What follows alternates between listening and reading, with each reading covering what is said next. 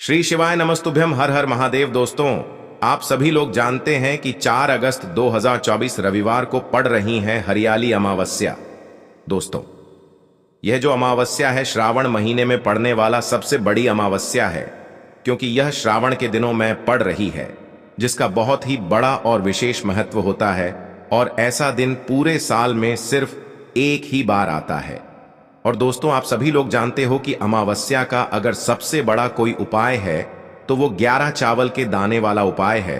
तो दोस्तों, इस रविवार की अमावस्या तिथि के दिन आप लोगों को इस 11 चावल के दाने वाले उपाय को जरूर करना है। बहुत सारे लोग होंगे जिन लोगों ने इस उपाय को न किया हो, मतलब पूरा साल निकल गया, उन्होंने किसी भी दिन इस 11 चावल के दाने वाले उपाय को न किया हो। पर दोस्तों, आपके पास एक आखिरी मौका बचा हुआ है, जो 4 अगस्त के दिन। तो इस दिन आप लोगों को इस वाले उपाय को जरूर कर लेना है। भले ही आपने पूरे महीने भर इस उपाय को न किया हो, पर अगर आपने इस श्रावण महीने की अमावस्या के दिन अगर इस वाले उपाय को कर लिया, तो आपको इस उपाय को करने का वो फल मिलेगा जिसकी आपने कभी कल्पना भी नहीं करी होगी। इसीलिए आप लोग इस वाले उपाय को एक बार जरूर कर लेना, ताकि आप लोगों के हाथ से यह मौका न जा सके और आपको इस उपाय को करने का फल मिल सके। दोस्तों, यह उपाय पंडित जी ने अपनी अभी की ही श्री शिव महापुराण की कथा में बताया है, जिस उपाय को आज हम आपको बहुत अच्छे से समझाने वाले हैं। इस वीडियो को देखने के बाद इस उपाय को समझने के लिए आपको कोई और वीडियो को देखने की जरूरत नहीं पड़ेगी। तो चलिए दोस्तों, उपाय को शुरू करते हैं।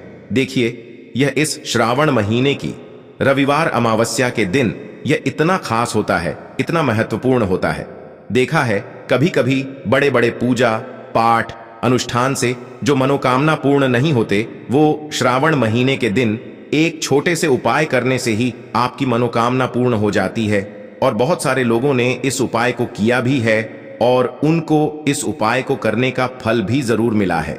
अगर आप लोग भी इस उपाय को करना चाहते हैं तो आप इस उपाय को पहले अच्छे से समझ लेना, सुन लेना, उसके बाद करना। आपको इस उपाय का फल जरूर मिलेगा। और इस उपाय को कर लेने से आपके घर में चाहे किसी भी प्रकार की दुख और समस्या क्यों न चल रही हो, आपको उसका कारण भी नहीं पता है कि भाई यह समस्या किस कारण से चल रही है, उसका कुछ भी कारण हो सकता है। जैसे पितृदोष हो सकता है या किसी भी तरह का मंगल दोष भी हो सकता है। तो इस दिन आप लोगों को यह वाला उपाय कर लेना है।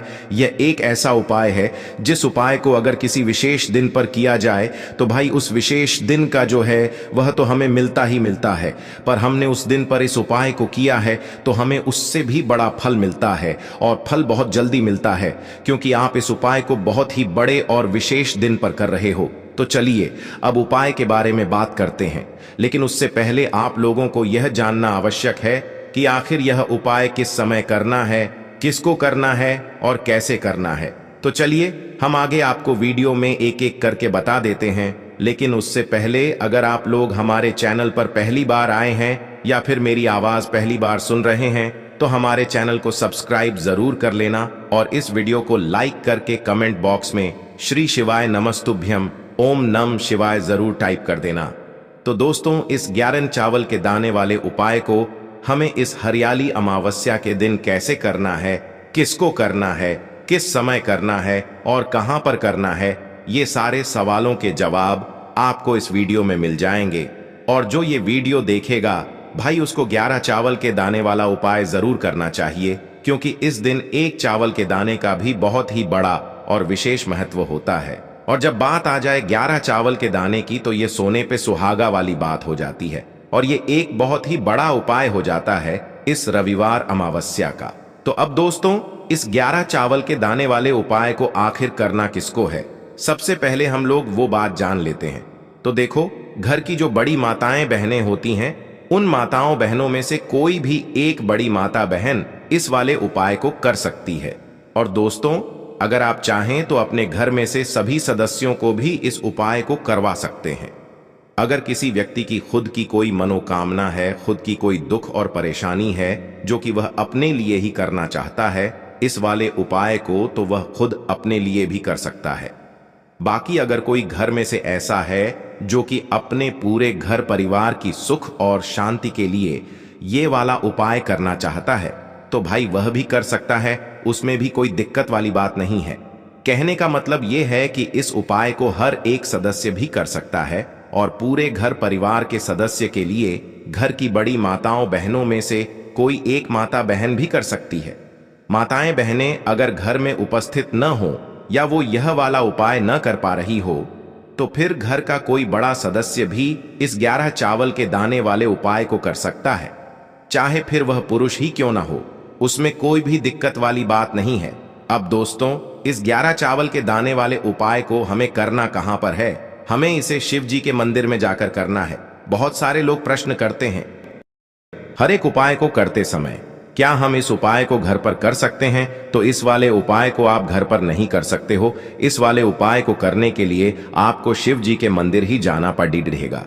उसके बाद में दोस्तों जो अगला प्रश्न निकल कर आता है वो यह आता है इस उपाय को लेकर कि आखिर इस उपाय को हमें किस समय करना है, सुबह के समय करना है कि शाम के समय करना है? तो देखो, इस वाले उपाय को आप लोग सुबह के समय भी कर सकते हो और शाम के समय प्रदोष काल में भी कर सकते हो। अब अगर आप पूछो कि भाई सबसे उत्तम समय कौन सा रहेगा इस 11 चावल के दाने वाले उपाय को करने का, तो हम आपसे बस यही कहेंगे कि इस उपाय को आप सुबह के समय करेंगे तो ज्यादा बेहतर होगा। बाकी अगर प्रदोष काल शाम के समय भी करेंगे तो भी अच्छा होगा, उसमें कोई भी दिक्कत वाली बात नहीं है।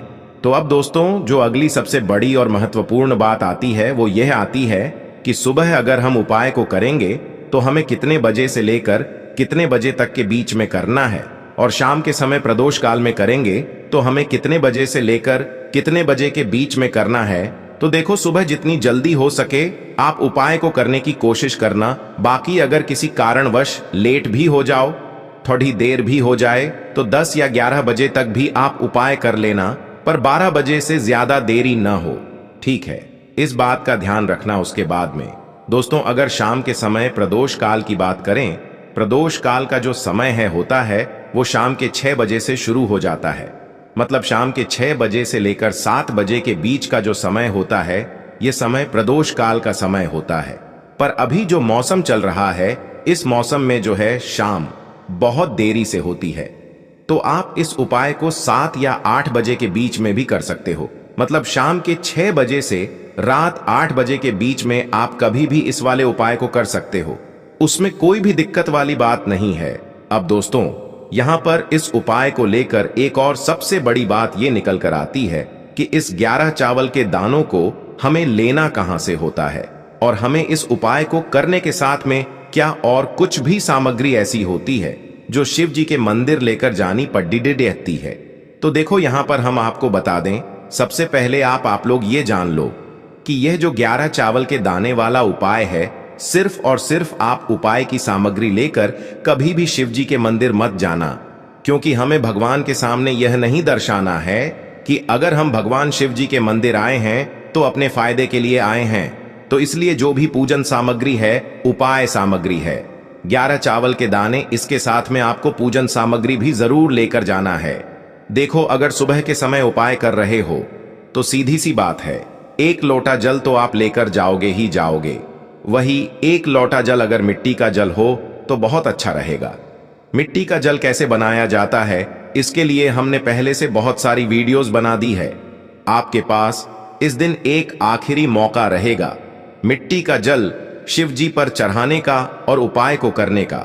बहुत बड़ा आपको इस दिन फल मिलेगा।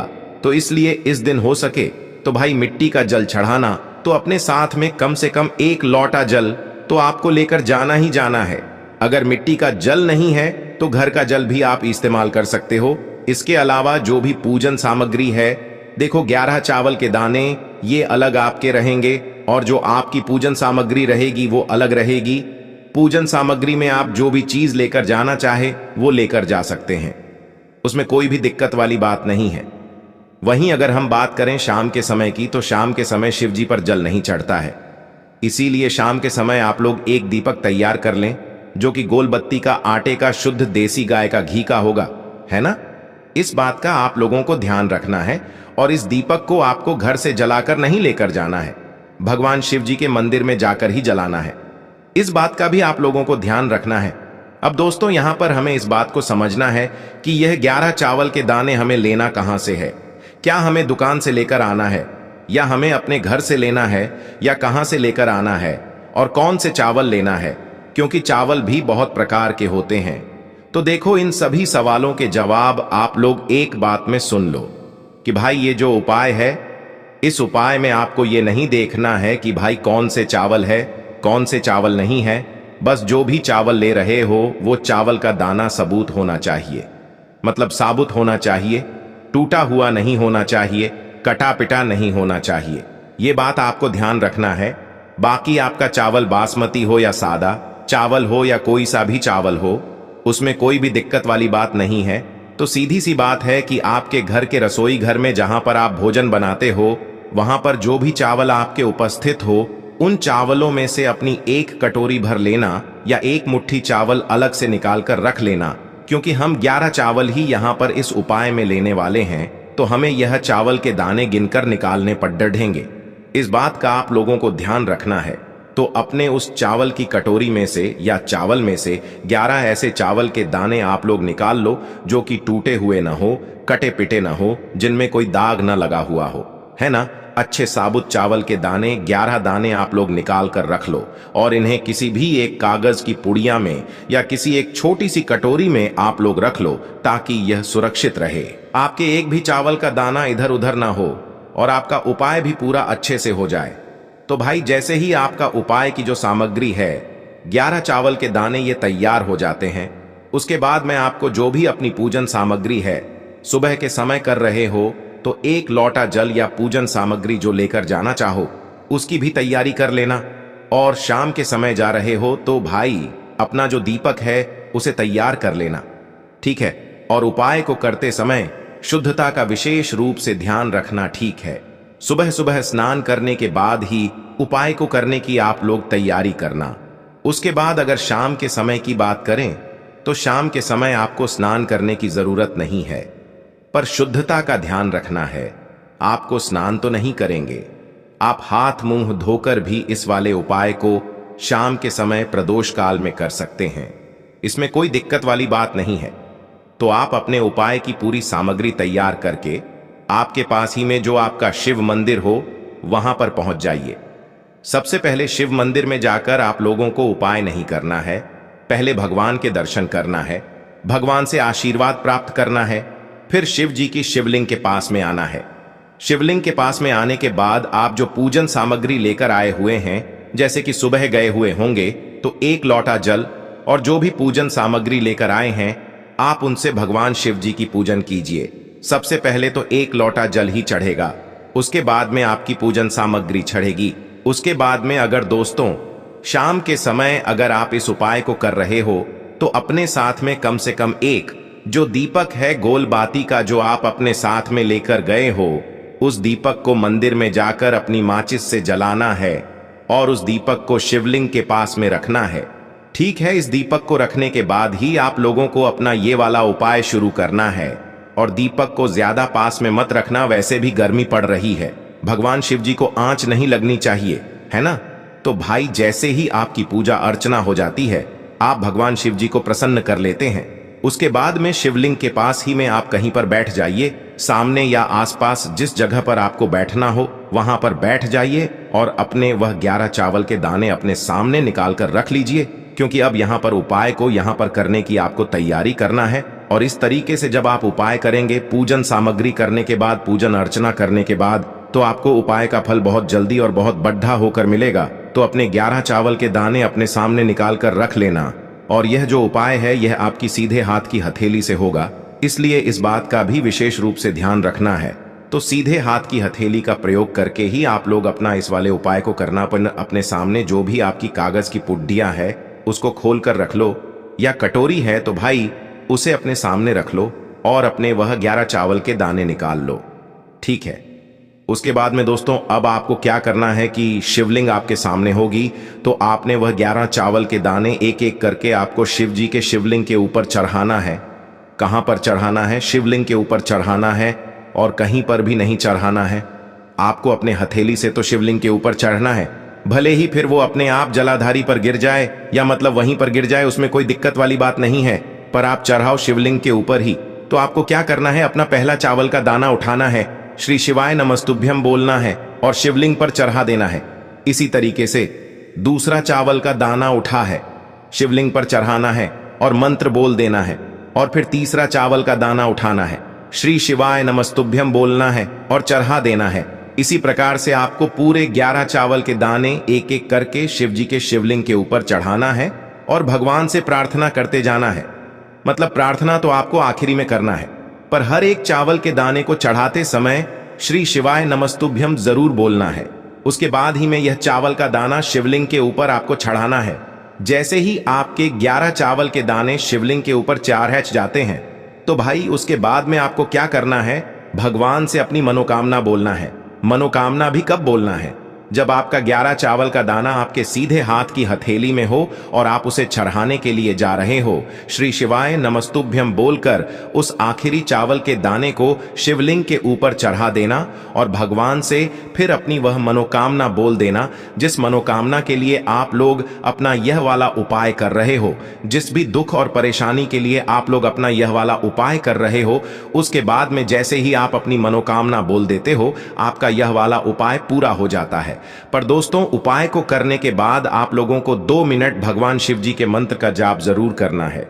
और मंत्र का जाप करने के बाद भगवान से एक और बार प्रार्थना करना है अपनी मनोकामना के लिए या अपनी जो भी दुख और परेशानी है उसके लिए। इसके बाद में आप लोग भगवान को देखकर, भगवान से प्रार्थना करके, उनसे आशीर्वाद लेकर वहां से उठ सकते हैं और अपने घर पर जा सकते हैं।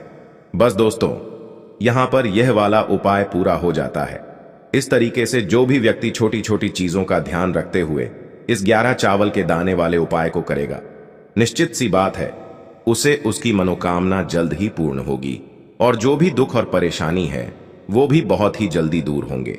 और दोस्तों, अगर आपको हमारी ये वीडियो पसंद आई हो तो हमारे इस वीडियो को लाइक और चैनल को सब्सक्राइब जरूर करें।